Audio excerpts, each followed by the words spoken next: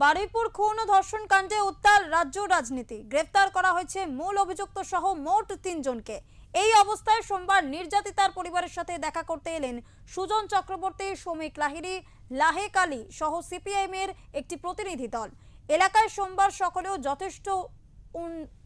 সকালেও যথেষ্ট উত্তেজনা ছড়িয়েছিল। প্রচুর পরিমাণে পুলিশ ও কেন্দ্রীয় বাহিনী মোতায়েন করা হয়েছিল। দোষীদের গ্রেফতারের দাবিতে এখনো ক্ষোভে ফুঁসছেন এলাকার বাসিন্দারা। একটা জিনিস আমাদের বলতে আছে, ভালো মন্দ এই লড়াই শেষ পর্যন্ত সবাই পাড়ার ছেলেরাও সবাই থাকবে নাকি, পাড়ার ছেলেরাও সবাই থাকবে, সফি নায়ক থাকবে, আমরা আছি, যা মনে হয় বিকই এই তো আছে। এসো কে আছে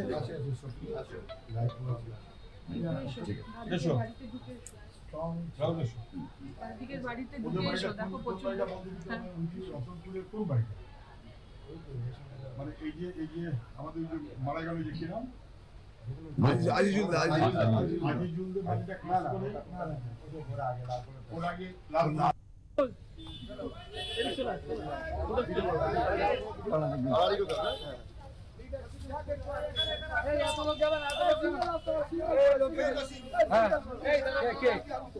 কে